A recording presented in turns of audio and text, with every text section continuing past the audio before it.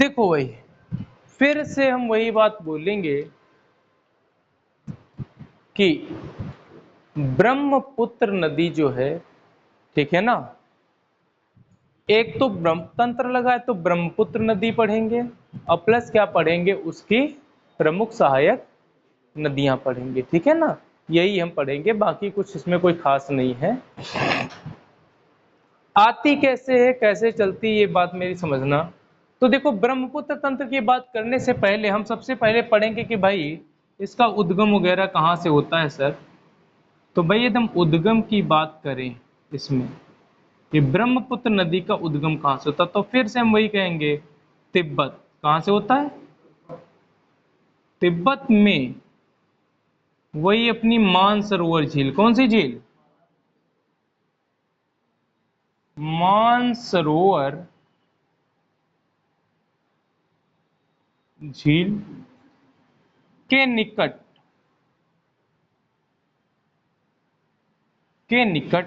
मानसरोवर झील के निकट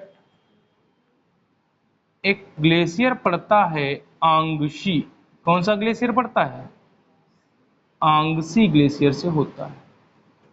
तो तिब्बत में मानसरोवर झील के निकट एक ग्लेशियर का नाम है आंगसी, और यहीं से अपनी नदी निकलती है, कौन सी? ब्रह्मपुत्र नदी निकलती है। यदि मैं ब्रह्मपुत्र नदी की बात करूं तो इसकी टोटल लेंथ क्या है? तो इसकी टोटल लेंथ है 2900 किलोमीटर। कितनी है लेंथ इसकी? टोटल इसकी लंबाई की बात करूं तो ये 2900 किलोमीटर की ये नदी है, ठीक है ना। और ये तिब्बत से निकलेगी और भारत में कहां से प्रवेश करेगी, पूरा डायग्राम आप देखो, समझाते हैं कैसे क्या आएगी। एक पहले हम लोकल ऐसे भारत के मैप से बात करें, कि भारत के मैप से डायग्राम को समझें। तो भाई एक छोटा सा अपना भारत बना लेते हैं।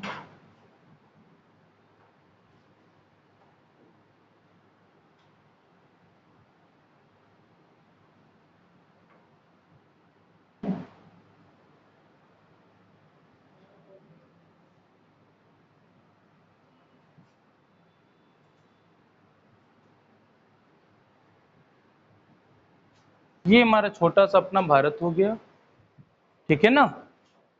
ये भाई हो गया भारत अपना, ठीक। अब भारत जो है, दिख रहा है?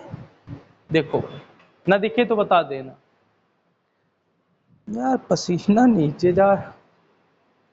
चलो देखो, अब यदि मैं यहाँ पे बात करूं कि तिब्बत वाला क्षेत्र पड़ेगा कहाँ पे सर, तो तिब्बत वाला क्षेत्र कहाँ पे? यहाँ पे। तो हमने बताया था यहाँ पे एक झील सर कौन है, और यहाँ पर सर कौन झील है? मानसरोवर। और इसी झील के निकट यहाँ पे ये आपका ग्लेशियर पड़ेगा। कौन पड़ेगा? जिसका नाम है आंगशी। इसका नाम क्या है भाई? आंगशी ग्लेशियर है। आंगशी ग्लेशियर। और आंगसी ग्लेशियर से नदी ऐसे पहले दक्षिणावर्त बहेगी, फिर अचानक नॉर्थ ईस्ट होते हुए और चली जाएगी, नॉर्थ ईस्ट होते हुए, ठीक है ना। और यहाँ पर एक चोटी है, एक चोटी है अरुणाचल प्रदेश के बॉर्डर पर, तिब्बत और अरुणाचल प्रदेश के बॉर्डर पर। और इस चोटी का नाम क्या है? इसे कहते हैं नामचा बरवा। क्या कहते हैं? नामचा बरवा की पहाड़ी। तो भाई ये हमारी हो गई नामचा बरवा की पहाड़ी। और नामचा बरवा की पहाड़ी पड़ती कहाँ है? तो आप बोलोगे अरुणाचल प्रदेश। ये नदी कुछ यूं जाएगी और इस नामचा बरवा को एकदम घूम के और ऐसे एंट्री मारेगी, और इससे कहाँ मार देगी एंट्री? भारत में। भारत में, आंध्र प्रदेश में, अरुणाचल प्रदेश, अरुणाचल प्रदेश। हाँ, ऐसे कर दें, ऐसे डाउट नो तो अरुणाचल में ऐसे कर दो। अरुणाचल शुरू होता है AR से, ART। अब वो क्या होता है? आंध्रा AN होता है, तो अरुणाचल प्रदेश। तो देखो ये एंट्री ऐसे मारी, और मार के एंट्री यहाँ से आप क्या कहोगे सर? ये वाला राज्य होता है पश्चिम बंगाल, और पश्चिम बंगाल के बाद ये वाला सर राज्य होता है असम। कौन होता है? असम। और यहाँ से ये पूरा राज्य होता है अरुणाचल प्रदेश। ये अरुणाचल प्रदेश से ही सीधे कहाँ घुसती है आकर? असम में। और असम से सीधे कहाँ घुस जाती है? बांग्लादेश। कहाँ घुस जाती है? और इधर से यहां से अपनी नदी निकलती थी, कौन? गंगा। कौन निकलती थी? गंगा भी इंजॉय करते हुए ऐसे जाती थी और बढ़िया पश्चिम बंगाल से होते ये भी बांग्लादेश में प्रवेश करती थी। दोनों आपस में क्या हो जाती थी?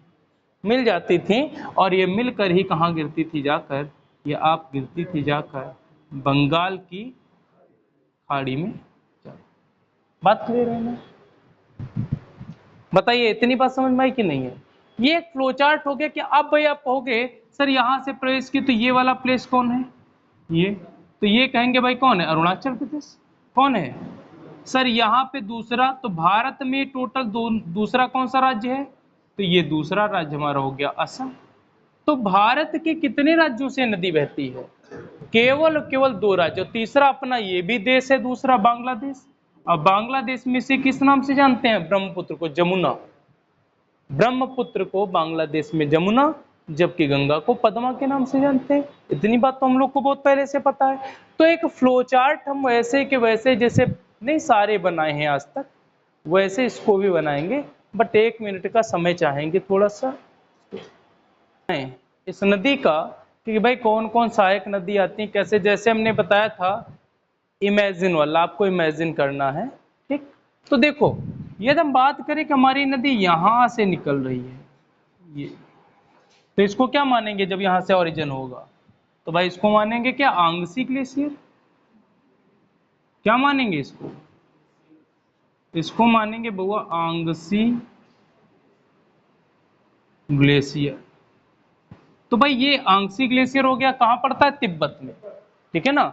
और यहां से नदी कुछ यूं निकलेगी यहां से ऐसे, और ऐसे निकल कर, और ये नदी ऐसे जाएगी और ऐसे कर कर ये आएगी ऐसे।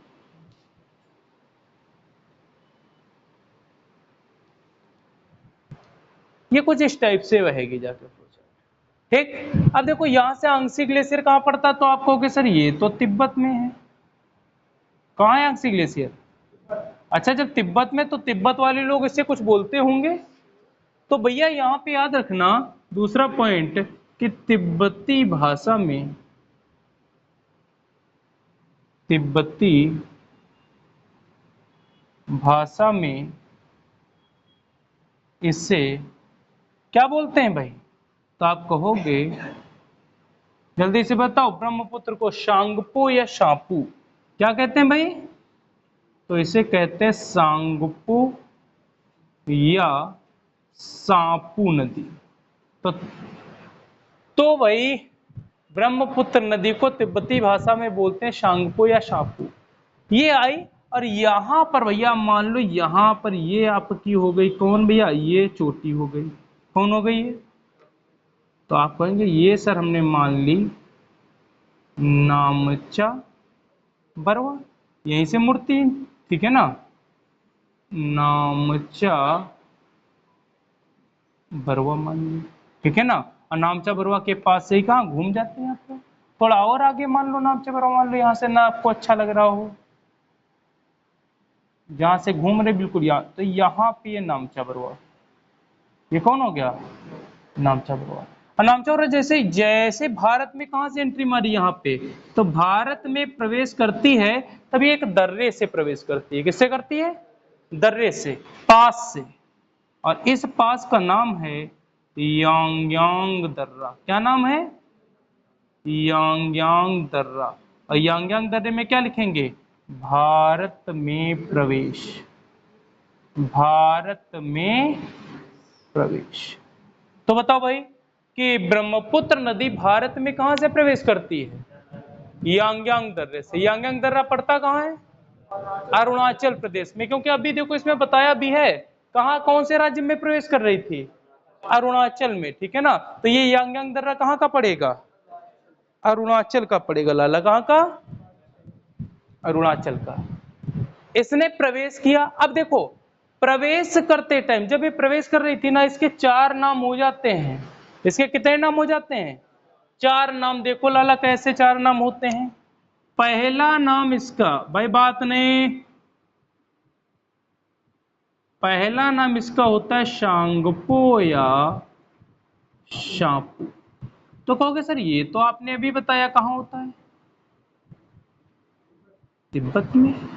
दूसरा इसका यदि नाम मैं बोलूं कहाँ, तो आप कहोगे अरुणाचल प्रदेश में, या भारत के प्रवेश करने के टाइम अरुणाचल में, या भारत में प्रवेश, जब या तो भारत में प्रवेश करती है तब कह लो, या तो कह लो अरुणाचल प्रदेश में। तब क्या कहते हैं इसे, तब कहते हैं भैया दिहांग या सियांग कहलाती है। क्या कहलाती है, दिहांग या शियांग कहलाती है नदी, ठीक है ना। तो जब ये भारत में प्रवेश करती है, निर्मल सो नहीं, तुम तो हाथ रख के सो गए हो, ठीक है ना। भारत में प्रवेश करने के टाइम में क्या कहलाती है, दिहांग या सियांग कहलाती। बउआ आज समझ में आ रहा है, आज शुरू से समझा रहे हैं, बिल्कुल नया टॉपिक है, समझते रहना आराम से। अरुणाचल में या भारत में प्रवेश करने के टाइम इस नदी को किस नाम से जानते हैं, दिहांग या सियांग के नाम से जानते हैं। वही यदि मैं बात करूं अब तीसरे नंबर पर, जैसे इस नदी ने कहा एंट्री मारी, दूसरा राज्य कौन सा था भाई, भारत में केवल दो ही राज्य में बहती थी, पहला कौन, दूसरा कौन, तो असम में जैसे ये लाला पहुंची असम में, तुरंत इसको हम जानते हैं किस नाम से, ब्रह्मपुत्र नाम से। तो बताओ भाई, ब्रह्मपुत्र को ब्रह्मपुत्र कहाँ कहते हैं, असम। असम में इस नदी को ब्रह्मपुत्र कहा जाता है। अब फाइनली नंबर 4 इसका नाम पड़ता है कहाँ, बांग्लादेश में। कहाँ पड़ता है लाला, और अभी बताया था कि बांग्लादेश में इसे जमुना कहा जाता है। क्या कहा जाता है, जमुना। बांग्लादेश में इसे जमुना कहते हैं। क्लियर है ना। तो ब्रह्मपुत्र नदी ऐसी नदी है जिसे 4 जगह अलग अलग नामों से जाना जाता है। यदि हम बात करें तिब्बत में, तो तिब्बत में इसे लाला क्या कहते हैं, सांगपो या शापू कहते हैं। यदि बात करें भारत में प्रवेश करने के टाइम, दिहांग या सियांग कहलाती है। यदि मैं बात करूं असम में, ब्रह्मपुत्र के नाम से जानी जाती है। और यदि मैं बात करूं कहां, बांग्लादेश में, तो जमुना के नाम से जानी जाती है। कोई दिक्कत इसमें। अब देखो भैया प्रवेश कर गई, किस दर्रे से भारत में प्रवेश करी, यांग दर्रे से। जैसे इस नदी ने प्रवेश किया लाला, ठीक है ना, प्रवेश किया, तो भैया तो एक याद रखना एक चीज, यहां से एक नदी ऐसे आती, मूव करती हुई यहां से ऐसे, और असम में ही ये नदी मिलती है, और इस नदी का नाम है लोहित नदी। क्या नाम है, लोहित नदी, लोहित। तो ये बताओ लोहित मिल गई, किसमें मिल गई, ब्रह्मपुत्र में। तो बताओ लोहित किसकी सहायक नदी हो गई, ठीक है ना। और इसी लोहित में लाला यहां से एक नदी आती है जिसे कहते हैं दिबांग। क्या कहते हैं, दिबांग। तो दिबांग किसकी सहायक नदी हो गई, लोहित की हो गई, ठीक है ना। अब जैसे लोहित के बाद लाला आगे बढ़े तुरंत, तो भैया ये नदी एक फिर से आती है, इसका नाम क्या है, तो इसका नाम है जिया भरेली। क्या नाम है, जिया भरेली। तो भैया ये जिया भरेली हो गई, कौन हो गई, अच्छा नाम है कि नहीं है, हाँ याद रखना, बहुत अच्छा नाम है, जिया भरेली।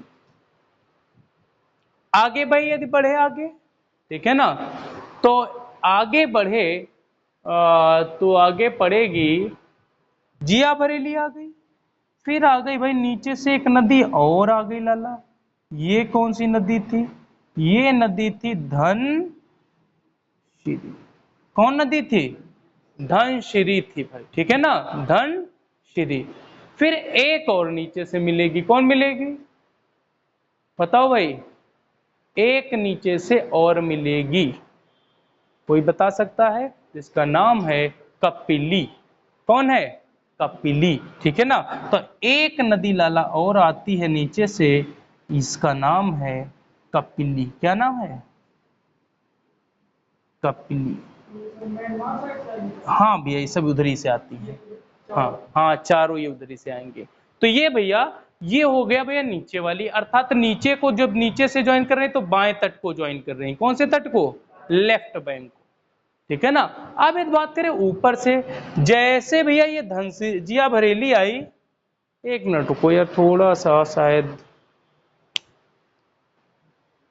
अब देखो भाई सबसे पहले मैं बात करूं कि किसको मिला, देखो ये जिया बरेली आई ना, जिया बरेली और धनसिरी के बीच में एक ये नदी लाओ ऐसे, और यहां से लाओ ऐसे बीच में मिला दो, और इस नदी को जानते हो क्या कहते हैं?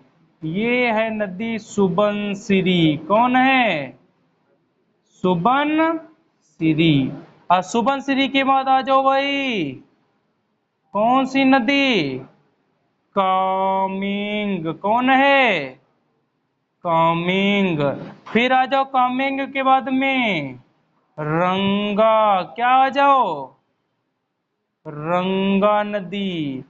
रंगा के बाद कामेंग, रंगा और संकोस। कौन आएगी भाई? संकोस नदी आएगी। और फिर कौन आएगी भैया? संकोस के बाद आएगी फाइनली मानस। कौन आएगी? मानस नदी आएगी। और मानस के बाद एक नदी लाला और आएगी, इसका नाम होगा, ये बांग्लादेश में ज्वाइन करेगी और इसका नाम है तिस्ता। हाँ भैया ये तिस्ता। ये चार्ट आपको याद रखना है। तो ये सारी किसको ज्वाइन कर रही हैं? ब्रह्मपुत्र को। तो मतलब ये सारी की सारी किसकी सहायक नदियां हैं? ब्रह्मपुत्र की हैं लाला, ठीक है ना। आपने क्या कहा कि सर ब्रह्मपुत्र नदी का उद्गम कहां से हुआ? आंगसी ग्लेशियर जो कि तिब्बत में पड़ता है, मानसरोवर झील के निकट। ब्रह्मपुत्र को तिब्बत में किस नाम से जानते हैं? शांगपो या सापू के नाम से। क्या हो गया भाई? नदियां अभी कहां खत्म है, अभी तो आप स्टार्ट कर रहे हैं। नदियां बस ये खत्म, प्रायद्वीपीय भारत वाली रह गई हैं। आप तो उब गए इतने से, हम तो समझ लो रात भर पढ़ते हैं आप लोग के लिए, रटते हैं।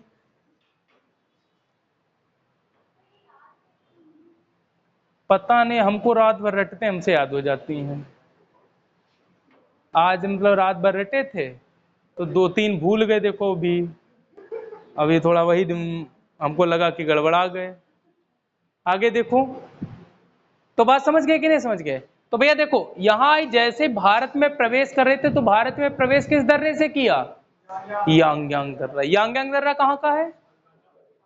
अरुणाचल प्रदेश का, ठीक है ना। यहाँ पे और भी पास हैं, दिफू, यांग्यांग, और कौन है? बोमडीला।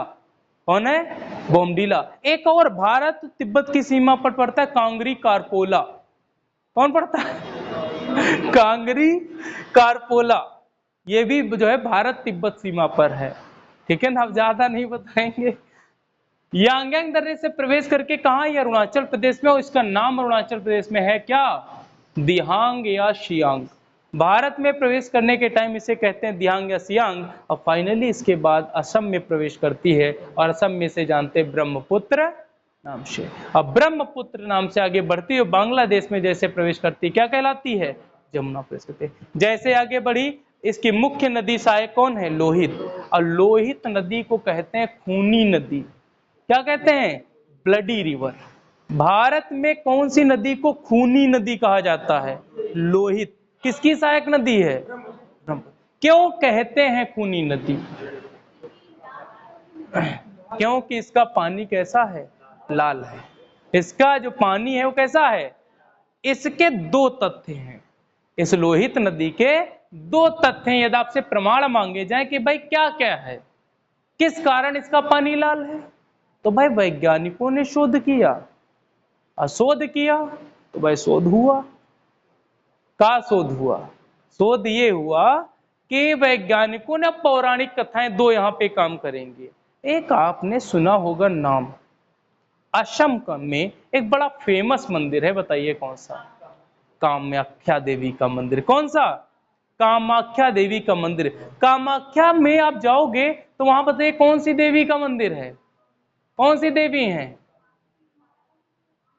हाँ बिल्कुल सही है, वहां पे कुछ नहीं, वहां पे जो है योनि मंदिर है। क्या है? योनि मंदिर है। तो पौराणिक कथा समझना, और उसी के पीछे से नदी निकलती है, कौन? लोहित। तो आप इतना तो समझदार होंगे कि जो महिलाओं में होता है वो एक मासिक धर्म होता है, मंथली साइकिल वो चलता है, ठीक है ना। तो उसी के दौरान क्या होता है कि जो गंदा ब्लड होता है ना वो निकलता है। तो ऐसे ही माता की योनि से महीने में एक बार रक्त स्राव होता है, और वो रक्त स्राव इसी लोहित नदी में क्या होता है, जाता है। और उस टाइम पुरुषों का प्रवेश मंदिर में वर्जित कर दिया जाता है, उसमें पुरुष नहीं जा सकते हैं, ठीक है ना, अपने आप से वो निकलने लगता है। तो जाएगा नदी में, तो भाई ये तो पौराणिक कथाएं हो गई कि भैया वो खून गया और उसकी नदी को क्या कर दिया, लाल बिल्कुल कर दिया। एक ये हो गया।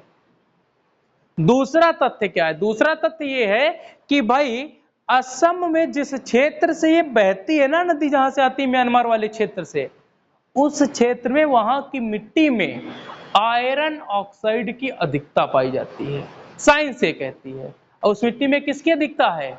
Iron oxide. और याद रखना, आयरन ऑक्साइड जिसमें मिल जाएगी उसको कलर कैसा दे देगी, लाल कर देगी। जैसे आयरन ऑक्साइड हम तुमको पिला दे, तुम कैसे हो गए, लाल। ऐसे ही एक आपने सुना होगा, आयरन ऑक्साइड से मुझे क्वेश्चन याद आ गया, सोलर सिस्टम टॉपिक सुने हो, सौर मंडल।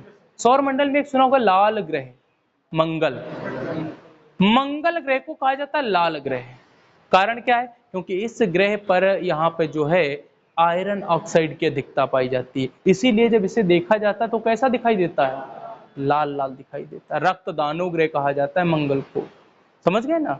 ऐसे बस आयरन ऑक्साइड का मतलब होता है। कोई दिक्कत इसमें बताओ, यहां तक समझ में आया ना। और फाइनली जब यहाँ ये नदी आ गई तो यहां से अपनी कौन आ रही थी बहन जी, गंगा आ रही थी, और ये दोनों मिल गई तो ये क्या हो गई। अब देखो यहाँ पे वैसे एक सही तुमको बात बताएं, एक जो सच बात है यहाँ पे, ये तो मिल गई कौन, तिस्ता, और ये मिल गई गंगा। ये कौन नदी आ रही है, गंगा। यहीं पे बीच में लाला एक नदी आती है जिसका नाम है मेघना। क्या आती है, मेघना। और जैसे ये मेघना, इसमें मेघना थोड़ी एक्चुअली आगे करेगी आके, इनके जो है जहाँ पे मिलती है उसके आगे मेघना जैसे ये मिलेगी ना, इस संयुक्त धारा का ही पूरा नाम क्या हो जाएगा, मेघना हो जाएगा। क्या हो जाएगा भाई, मेघना। और मेघना नाम से ही कहाँ गिरेगी जाके, बंगाल की खाड़ी में गिरेगी जाके, बीओबी। तब मेघना कहेंगे, संयुक्त धारा में मेघना मिलती है जब गंगा यमुना पहले मिल जाती हैं, सॉरी गंगा और ब्रह्मपुत्र, तो जमुना एंड पद्मा के नाम से गंगा कौन बन गई, बांग्लादेश में पद्मा। गंगा तंत्र याद है, बांग्लादेश में गंगा को किस नाम से जानते थे, पद्मा, और बांग्लादेश में ब्रह्मपुत्र को। तो जब पद्मा जमुना मिली तो आगे एक नदी आती मेघना, और मेघना मिलती है तो संयुक्त धारा क्या कहलाती है, मेघना बनकर ही कहाँ गिर गई जाके, बे ऑफ बंगाल या गल्फ ऑफ बंगाल में गिर गई जाकर। और यहीं पे विश्व का सबसे बड़ा डेल्टा सुंदरवन का डेल्टा बनता है। क्या बनता है, सुंदरवन का। पूछे विश्व का सबसे बड़ा डेल्टा कौन, और सुंदरवन से क्वेश्चन क्या क्या पूछे जाते हैं। सुंदरवन का लाला नाम सुंदरवन क्यों पड़ा, क्यों, क्योंकि ये देखने में बहुत सुंदर लगता है। ऐसा क्योंकि एक वृक्ष का नाम है सुंदरी, क्या है, और इस पूरे डेल्टाई भाग में सुंदरी नामक वृक्ष की अधिकता पाई जाती है, और इसीलिए इस पूरे डेल्टाई भाग को क्या कहते हैं, सुंदरवन का डेल्टा बोलते हैं। एक क्वेश्चन ये क्लियर हो गया। दूसरा क्वेश्चन, सुंदरवन का डेल्टा किस लिए फेमस है, रॉयल बंगाल टाइगर के लिए। किस लिए फेमस है, रॉयल बंगाल। तीसरा पॉइंट, सुंदरवन डेल्टा में कैसे वृक्ष पाए जाते हैं, आप कहोगे सदाबहार वन। कैसे पाए जाते हैं, सदाबहार वन, जो वर्ष भर हरे भरे बने रहते हैं। जिनमें, और हमेशा याद रखना, फॉरेस्ट का जो क्लासिफिकेशन करते हैं, जैसे पर्णपाती वन, उष्ण पर्णपाती वन, ठीक है ना, पतझड़ी वन, और उष्णकटिबंधीय वन, या कहते हैं हम मरुस्थलीय वन, कैसे करते हैं? तो ये डिपेंड करता है अकॉर्डिंग टू रेन, वर्षा के आधार पर। तो ऐसा क्षेत्र जहां पर 200 सेंटीमीटर से अधिक वर्षा होती है, उस क्षेत्र में कैसे वन होंगे? सदाबहार वन होंगे। कितनी वर्षा होनी चाहिए? 200 सेंटीमीटर से अधिक वर्षा वाले क्षेत्रों में कैसे वन पाए जाते हैं? तो यहाँ पे भी हमारे सुंदरवन डेल्टा में कैसे वन पाए जाते हैं? सदाबहार। ठीक है ना। एक और पूछेगा, ये किस लिए फेमस है? रॉयल बंगाल टाइगर के लिए। भैया सबसे ज्यादा जो पूछेगा आपसे वो ये क्वेश्चन है कि मैंग्रोव वनस्पति भारत में कहाँ पाई जाती है? तो आप क्या बोलोगे? सुंदरवन के डेल्टा में। कहाँ पाई जाती है? मैंग्रोव वनस्पति। मैंग्रोव वनस्पति की क्वालिटी होती है, इनकी जड़ें, रूट्स जो होती हैं वो नीचे न जाकर क्या होती हैं? ऊपर, पानी के तल पर ऐसे ऊपर एंटीना जैसी निकली रहती हैं, और ये नॉर्मल पेड़ की अपेक्षा ऑक्सीजन भी ज्यादा देती हैं। समझ गए ना? ठीक है ना। तो मैंग्रोव वनस्पति कहाँ पाई जाती है? सुंदरबन के दलदली क्षेत्र में पाई जाती है। कौन? मैंग्रोव वनस्पति। तो भारत में मैंग्रोव वनस्पति से आप यही टिक करोगे, सुंदरबन का डेल्टा। क्लियर हुआ ना? कोई दिक्कत इसमें? ब्रह्मपुत्र तंत्र खत्म। ठीक है।